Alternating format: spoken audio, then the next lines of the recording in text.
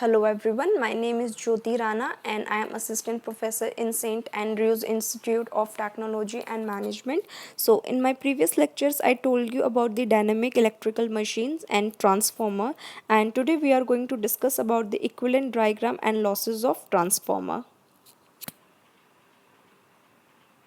Equivalent circuit of a transformer and losses. So this is my equivalent circuit of a transformer.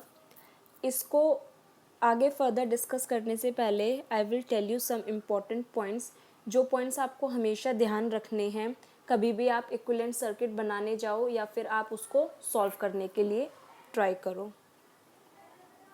सो सबसे पहले है K is equals to N1/N2 when referred to primary. K एक term है जो कि मैं हमेशा लेके चलती हूँ. K की जगह में A या फिर अल्फ़ा भी ले सकती हूँ.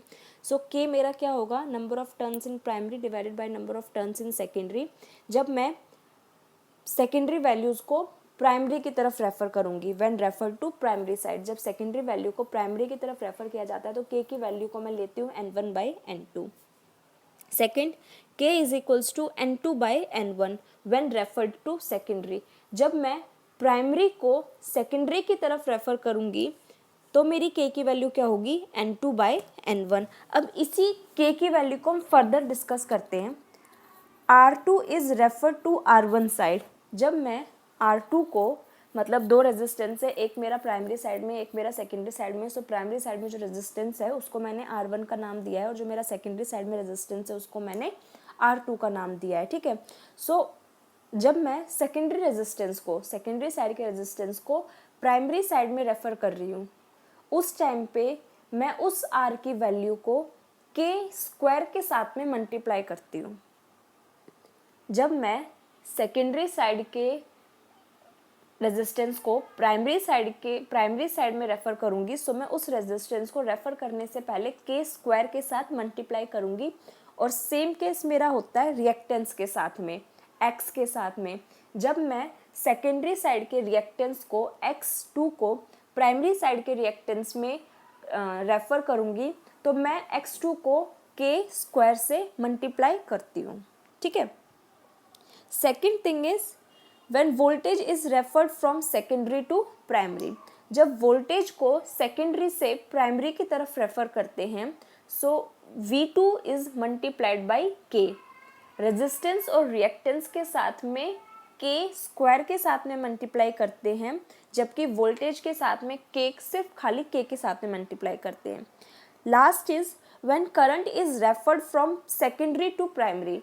जब करंट को मैं सेकेंडरी से प्राइमरी की तरफ रेफर करूंगी तो करंट के साथ में K को डिवाइड करते हैं. ठीक है. सेम यही कंडीशंस जब मैं प्राइमरी साइड को सेकेंडरी की तरफ रेफर करूंगी तब भी सेम यही कंडीशन रहेंगी, बट उस टाइम पे मेरी K की वैल्यू चेंज हो जाएगी. जब मैं सेकेंडरी से प्राइमरी की तरफ रेफर कर रही हूँ तो इन सब वैल्यूज़ में, इन सब टर्म्स में जो मेरी K की वैल्यू रहेगी वो रहेगी N1/N2, क्योंकि सेकेंडरी से प्राइमरी में रेफर कर रही हूँ. लेकिन जब मैं प्राइमरी से सेकेंडरी में रेफर करूँगी तो मेरी रेजिस्टेंस के साथ में यहाँ पे मेरा R1 डैश आ जाएगा, क्योंकि मैं प्राइमरी साइड के कंपोनेंट्स को सेकेंडरी में ट्रांसफ़र करूँगी तो मेरे R1 डैश की वैल्यू क्या हो जाएगी, R1 इंटू K स्क्वायर. और वहाँ पे K स्क्वायर की वैल्यू क्या होगी, N2/N1. जब मैं प्राइमरी वोल्टेज को सेकेंडरी वोल्टेज में रेफर करूँगी सो मेरा हो जाएगा V1 डैश. सो V1 डैश की वैल्यू क्या होगी, V1 इंटू K, जहाँ पे मेरी K की वैल्यू क्या होगी, N2/N1. फिर मैं जब करंट को, प्राइमरी करंट को सेकेंडरी करंट में रेफर करूँगी, प्राइमरी करंट को सेकेंडरी करंट में रेफर करूँ. So this is my equivalent circuit of a transformer. ठीक है. Primary side has their own components, resistance R1, reactance X1. I2 यहाँ पे मैं नो लोड करंट भी कंसिडर कर सकती हूँ, जिसका I2 is equals to the sum of IW magnetizing current and core current. ठीक है. Then we have R0 and X0. Secondary side has its own components, that is R2 and X2, and it is connected to the load. EMF है E2 and voltage V2. So the equivalent circuit diagram of any device can be quite helpful in the predetermination of the behavior of the device under the various conditions of the performance of the device. Let equivalent circuit of the transformer having the transformer ratio K is equals to E2 by E1. मैंने आप लोगों को समझाया है N1 by N2 लेके, ये लोग आप कंसिडर कर रहे हैं E2 by E1. The induced EMF E1 is equal to the primary applied voltage V1 less primary voltage drop. This voltage causes current I naught, no load current in the primary winding of the transformer. The voltage of the no load current is very small and thus it is neglected. Hence I1 is equals to I1 dash. The no load current is further divided into two components, magnetizing current and the working current. These two components of no load currents are due to the current drawn by a non-inductive resistance R naught and pure reactance X naught having voltage E1 or V1 primary voltage drop. The secondary current I naught is equals to I2 is equals to I1 dash by K, जहाँ पे मेरे I1 dash की value क्या है, main current I1 minus no load current I naught divided by K. The terminal voltage V2 across the load is equal to the induced EMF E2 in the secondary winding less voltage drop in the secondary winding. ये इसकी theory है. अब यहाँ पर है when circuits equivalent circuit when all the quantities are referred to the primary side. अब primary side के components जैसे थे मेरे सर्किट में वैसे की वैसे हैं. सेकेंडरी साइड के कंपोनेंट्स को मैंने प्राइमरी साइड में रेफ़र किया, तो वहाँ पे मेरा R2 था, यहाँ पे मेरा हो गया R-2, वहाँ पे मेरा X2 था, यहाँ पे मेरा हो गया X-2. ठीक है. E1 is equals to E2 और यहाँ पे ये मेरा यहाँ पे V की वैल्यू हो जाएगी V-2. V-2 V-2 V-2 E-2. ठीक है. अब इसकी अगर मुझे इक्विवेलेंट वैल्यूज़ निकालनी है इसमें, तो वो मैं कैसे कैलकुलेट करूँगी. The following are the values of the resistance and reactance given secondary resistance refer to the primary side is given dash R-2 is equals to R2 divided by K2. ठीक है. The equivalent resistance refer to the primary side is given as R equivalent. Resistance की value यहाँ पे मैंने क्या ली है, यहाँ पे मेरी क्या वैल्यू हो जाएगी,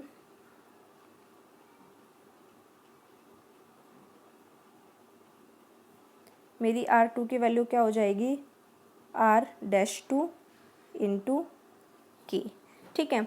सो अगर मैं R-2 की वैल्यू निकालूंगी तो वो मेरी हो जाएगी R2 बाई K, जैसे कि इन लोगों ने यहाँ पर ली हुई है.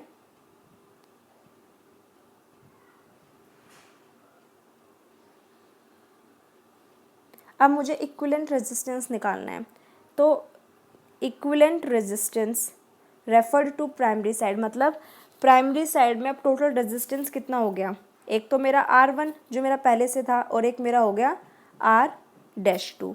R-2 मेरा कौन सा रेजिस्टेंस है, जो मेरा सेकेंडरी से प्राइमरी में रेफर हो गया है. R-2 की वैल्यू क्या है, R2 डिवाइडेड बाई K2.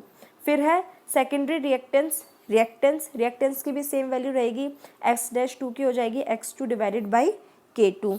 ठीक है. सो इसमें मेरी equivalent reactance refer to the primary side कितना हो जाएगा, X equivalent reactance equivalent refer to primary side is equals to X1 plus X-2.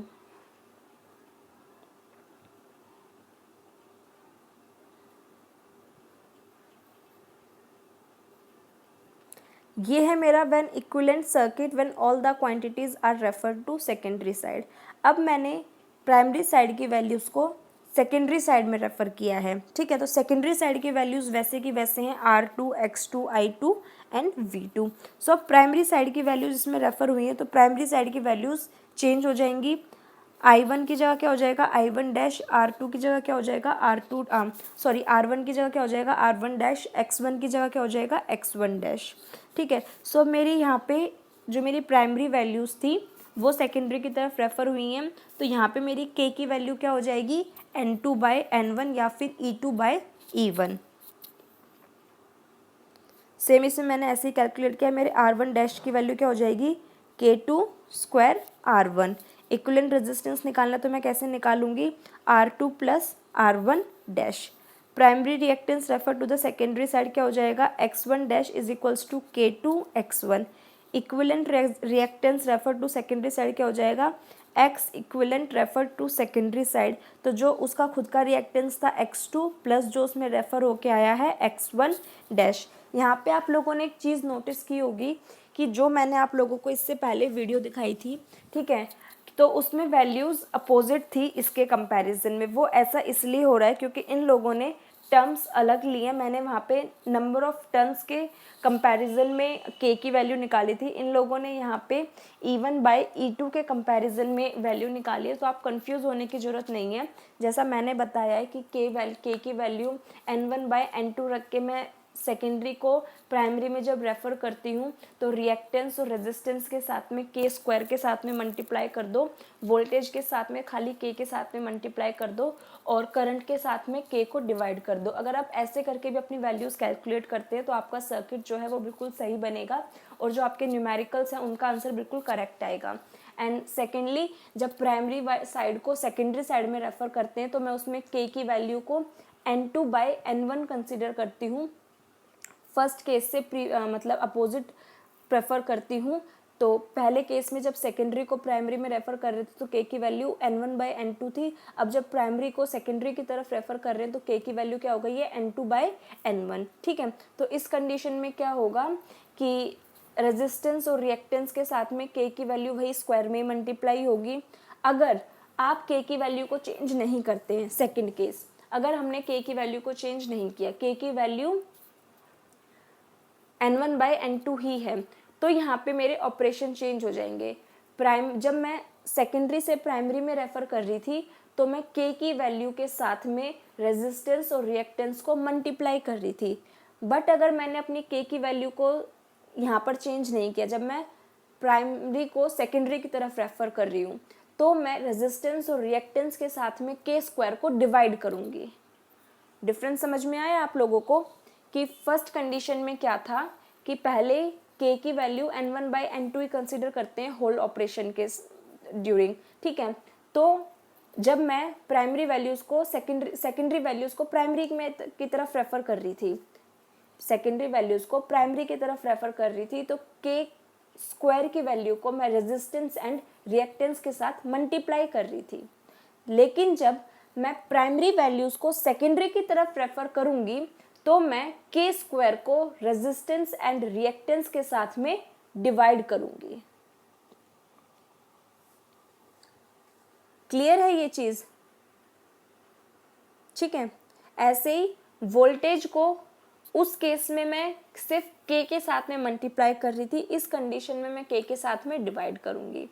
जब मेरे के की वैल्यू N1 बाई N2 थी और मैं सेकेंडरी वैल्यूज़ को प्राइमरी की तरफ रेफ़र कर रही थी तो करंट को मैं के साथ में डिवाइड कर रही थी। बट जब मेरी यहाँ पे कंडीशन है, जब मेरी के की वैल्यू सेम वही N1 बाई N2 है और जब मैं प्राइमरी को सेकेंडरी की तरफ रेफ़र कर रही हूँ तो मेरी के की वैल्यू करंट के साथ में मल्टीप्लाई होगी।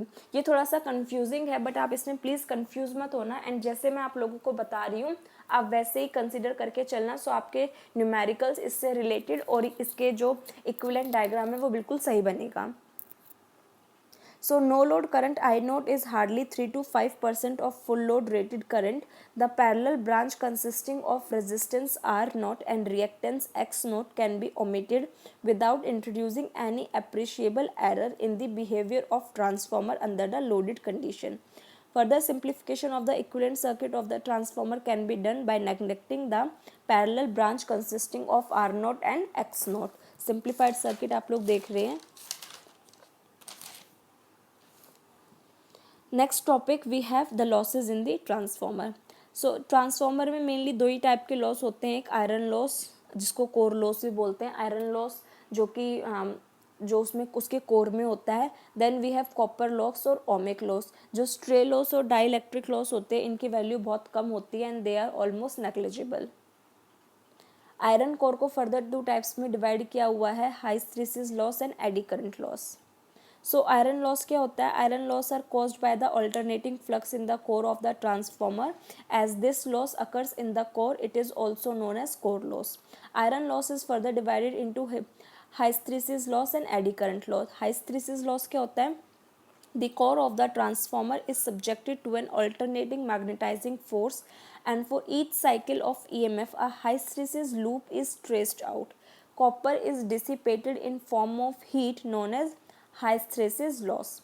Then we have eddy current loss. When the flux links with a closed circuit and EMF is induced in the circuit and the current flows, the value of the current depends upon the amount of EMF around the circuit and the resistance of the circuit. Since the core is made up of conducting material, these EMF circulate currents within the body of the material. These circulating currents are called eddy current loss. Copper loss or ohmic loss. These losses occur due to ohmic resistance of the transformer winding. If I1 and I2 are the primary and secondary current, R1 and R2 are the resistance of the primary and secondary winding, then the copper loss occurring in the primary and secondary winding will be I1 square R1 and I2 square R2 respectively. These losses varied according to the load and known, hence it is also known as variable losses. Copper loss vary as the square of the load current. Copper loss क्या होगा, I1 square R1, secondary की तरफ निकालेंगे तो I2 square R2. Stray loss. The occurrence of these stray loss is due to the presence of leakage field. The percentage of these losses are very small as compared to iron and copper losses, so they can be neglected. Dielectric loss.